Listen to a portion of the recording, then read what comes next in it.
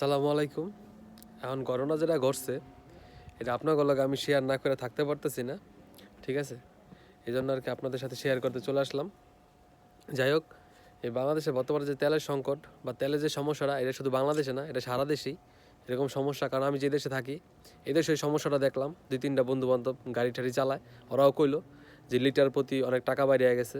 দেন এরকম বলল। তো ঘটনা যেটা হয়েছে যে বাংলাদেশে দেখলাম পেট্রোল পাম্পে জন্মে সিরিয়াল, ঠিক আছে? এই পেট্রোল পাম্পে যে সিরিয়ালগুলো দিছে এই বিগত বছরে এই সিরিয়ালগুলো কখনো দেই নাই।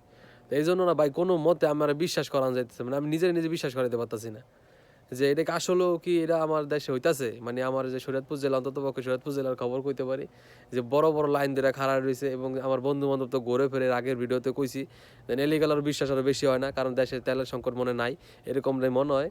কিন্তু এর ভিতরে আবার মনে হয় যে এগুলো এই দেয়া করছে, ঠিক আছে? কিন্তু আমার মানে এই দেশে তো আর এরকম তেলের দাম বাড়া সত্ত্বেও এই দেশে এরকম ভিড় টিন নাই বা লাইন ঠেন দাঁড়ায়, মানে লাইনে দাঁড়ানো লাগে না তেল নিতে গেলে, ঠিক আছে? এখন এই বিষয়টার কারণগুলো শেয়ার করতে এলাম। দেন এটা আমার কাছে বিশ্বাস হয় না যে বাংলাদেশে তেলের সংকট এবং কি যে এরকম সিরিয়াল দিয়া তেল নিতাছে বাই করতেছে। কারণ যেমনি ঘুরতেছে পোলাহান বন্ধু বান্ধব ভাই ব্রাদার, ঠিক আছে, যেমনি ঘোরাফেরা করতেছে হুন্ডা দিয়া, ছবি টবি তো দেখি বিভিন্ন জায়গায় ঘুরতে যেতেছে, ট্যুর দিতেছে, এই ট্যুরেও যাইতেছে গা, এই ট্যুরে বান্দরবন কক্সবাজার হুন্ডাতে ট্যুরে যাইতেছে গা। দেশে যে তো তেলের সংকট, এত ট্যুরে মুরে যাওয়ার আমার এটি বিশ্বাস হয় না, ঠিক আছে? আমি এটি বিশ্বাস করি না।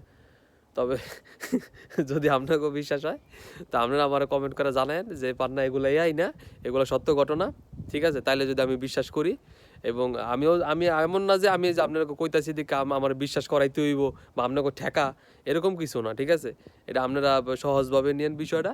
কিন্তু অনেকের ভালো নাও লাগতে পারে ভিডিও, কারণ উল্টাপাল্টা কই, ঠিক আছে? কারণ উল্টাপাল্টা কই বলতে নিজের ব্যক্তিগত যে কথাগুলো এগুলো বলি আর কি, কারণ বিগত বছর তো দেখিনি ভাই, এবং আমি নিজেও ফেস করিনি এগুলা, ঠিক আছে? যে লাইনে দ্বারা তেল নিতে হইব, তেলের দাম বাড়ছে, ঠিক আছে, লিটার প্রতি 10 টাকা 15 টাকা বাংলাদেশে বাড়ছে, এটা দেখছি, ঠিক আছে? তাও তেল কিনছি, তেল কিনা চলছি, ঘুরছি ফিরছি, সব কিছুই করছি।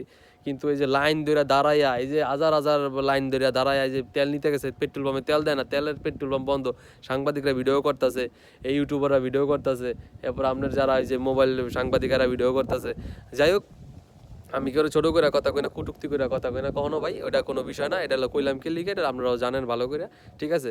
এটা আপাতত আমার মানে আমার নিজের বিশ্বাস হইতেছে না যে দেশে এরকম একটা পরিস্থিতি সৃষ্টি হয়েছে, ঠিক আছে? যে দেশের পরিস্থিতি এরকমভাবে সৃষ্টি হয় তাহলে তো ভাই ভবিষ্যতে আরও কিছু সমস্যা দেখতে হইবে আমাকে, কারণ যেহেতু ট্যাকেল দেওয়ার মতন ওরকম সিস্টেমগুলো নাই, ঠিক আছে? আমি চাই যে দেশটা সচ্ছল হয়ে যাক, দেশটা ভালোভাবে চলুক, ঠিক আছে?